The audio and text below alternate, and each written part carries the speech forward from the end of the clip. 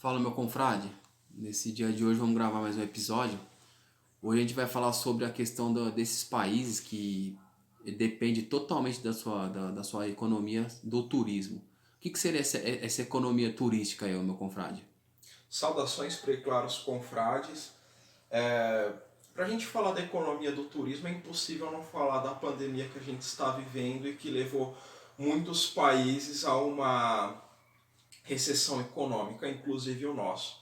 Então, antes de falar de outros países, a gente pode falar de alguns estados brasileiros, confrade? A gente fala aí do Rio de Janeiro, não é? A gente fala do Nordeste brasileiro. Esses estados aí são estados chaves no Brasil que eles recebem muitos turistas, né? Tanto nacionais, E mas... qual é a grande... E os gringos, né? E no que eles são iguais? Eles são igualmente desindustrializados. São estados onde a indústria tem pouquíssima participação no PIB, onde o turismo que movimenta toda a economia. 90% da arrecadação desses estados aí praticamente, se você for analisar, a maior parte dessas receitas vem do turismo. Você pega estados ali do Nordeste, Pernambuco, Ceará, Alagoas ali, que tem aquele litoral ali, mais uma água mais quente que vem... Igual. A receita só vem disso. Além da gente falar do turismo, a gente também vai falar do setor de serviços, que ficou paralisado durante esse período. Porque pega, por exemplo, quantas pessoas vão ao Maracanã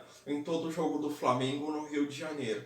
Não são só turistas, são propriamente moradores do estado do Rio de Janeiro que vão também. Só que é o seguinte, tem gente ali que depende dessa economia informal. O cara que fica na porta do estádio vendendo pizza, vendendo churrasquinha, vendendo cerveja e refrigerante. Com essa pandemia... E esse mesmo cara também é aquele que tá na praia também vendendo lá esses mesmos itens lá na praia. É o cara que tá também na porta da faculdade. E tudo isso foi paralisado. Então esse é um dos problemas da gente ter uma economia voltada somente para o setor de serviços, e que o turismo é incluso nisso, né? E ter altamente um país ou estados aí que a gente está falando desindustrializado.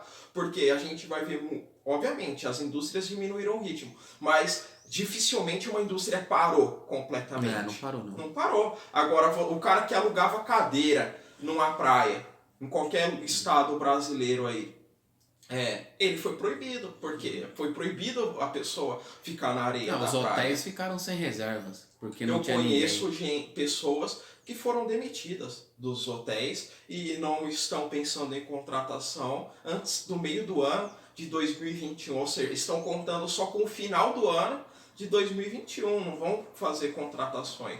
E hotéis grandes, não são hotéis pequenos. E a gente pode observar aí também o que aconteceu com as empresas de aviação, que se não fosse o Estado, que a liberalzada brasileira tanto critica, passou a correr, que é o seguinte, confrade, todo mundo reclama, mas todo mundo quer o dinheiro do governo.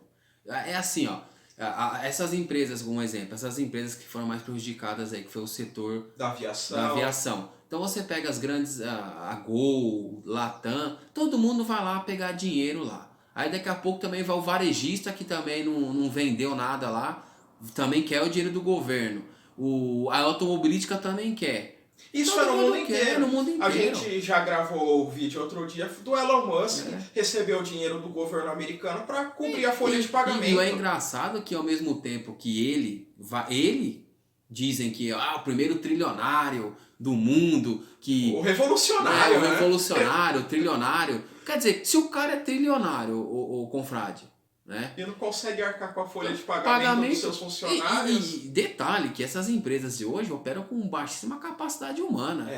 Porque a maioria é tudo robô que faz as grandes operações, né? Quer dizer, o cara não consegue, porque você vê, irmão, que na verdade tudo isso não é lá essas coisas não. Tem muita farsa por trás disso tudo. E outra coisa, todo desenvolvimento industrial, a Tesla inclusive, passa pelo Estado. É impossível você fazer um desenvolvimento tecnológico como o que ele quer fazer sem ter uma ajuda do Estado. Nem que seja para derrubar o Evo Morales, ele precisou da ajuda do Estado americano, assim como antigamente os mercadores ingleses, os industriários ingleses, necessitavam da marinha inglesa para abrir mercado, para ir buscar especiaria na Índia, para vender pano pela Europa. Açúcar, canela. Tudo. Então, O Estado sempre participou do desenvolvimento industrial. Essa balela de que o mercado resolve tudo, sai uma conversa... Ô, confrade, aí a gente começa a observar o seguinte, a gente pega, igual a gente citou alguns exemplos aqui do nosso próprio país, só que a gente também, vamos um pouco lá para a Europa. A Europa tem vários países ali, como Espanha, Portugal, França,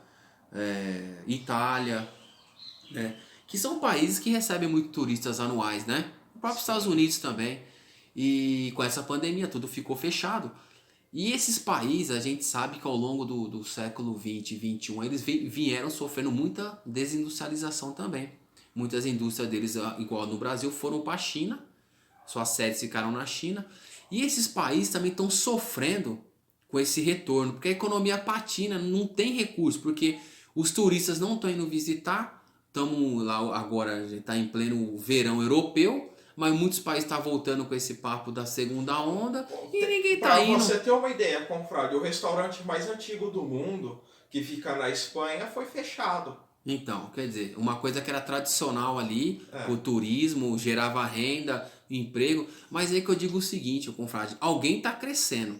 Porque um exemplo, o Brasil, vamos pegar o Brasil, esses países aí, sofreu esse baque aí. Quando você começa a reabrir o seu país, se você tem uma capacidade industrial forte de exportação, como é que fala? O teu arranque é maior, cara. Porque um exemplo, igual você citou, que muitos empresários brasileiros do setor de hotelaria, de serviço aí do turismo, está prevendo a melhora do mercado só em 2021, no segundo final, semestre. O verão de 2021. No segundo semestre, quer dizer, praticamente daqui a um ano. Agora, no setor industriário, a recuperação é muito mais rápida, porque a necessidade de bens de consumo, ela é a todo momento. E a gente vê isso que a China consegue ter uma recuperação muito mais rápida. A China já se recuperou. E os outros países ficou para trás. Exatamente. Se você pegar aí a queda, que a gente também falou em outro vídeo, a queda do PIB americano no trimestre foi uma queda absurda. Por quê? Porque tudo lá, os Estados Unidos é um país que ainda tem uma indústria, não podemos falar que é um país totalmente desindustrializado, mas muito dele, ele vende o quê? Ele vende fetiche de mercadoria, que quem compra são quem? São os turistas. Então o que acontece? Muita gente que eu conheço foi para os Estados Unidos e não deixou de voltar de lá com Apple.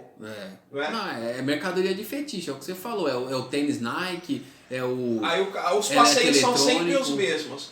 O camarada vai lá, vai na loja da Apple, né? Ele vai na loja da Nike. Os outlet. E aí ele fala, lá é bem mais barato que aqui. A narração é sempre a mesma que você conversa com qualquer um que foi para os Estados Unidos. Ele foi nos mesmos lugares, comprou os mesmos produtos e vai falar que sempre foi mais barato que aqui. E é o seguinte, então, mas o americano sentiu isso também, porque houve o esvaziamento turístico dessas regiões. Agora, né? como o confrade aqui diz, obviamente pessoas ganharam muito dinheiro também nessa crise, como por exemplo o dono da Amazon, o próprio Mercado Livre, que é uma indústria argentina, que se tornou a maior indústria da América Latina, ganhou muito dinheiro. Para serviços online, né? Serviços online explodiu, né? O Bezos, que já é um dos caras mais ricos do mundo, não sei nem se é o homem mais rico do mundo, dono da Amazon, o cara ficou ainda muito mais rico.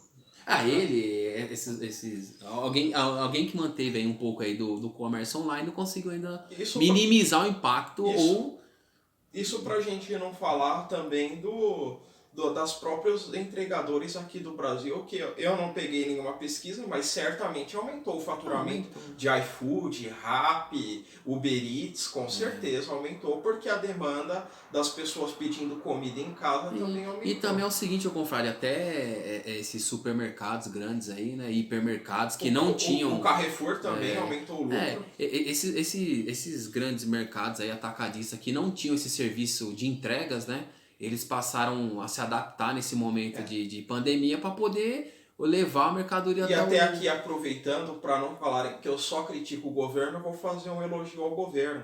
Nessa crise aqui, por exemplo, o lucro de alguns bancos caíram, o lucro do Itaú caiu.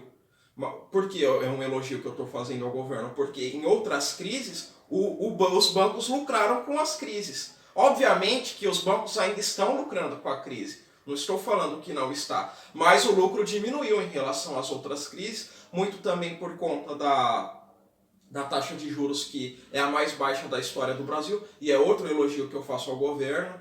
Então aqui não é o seguinte, o cara é de esquerda ou de direita, o cara é nacionalista que se interessa pelo desenvolvimento brasileiro.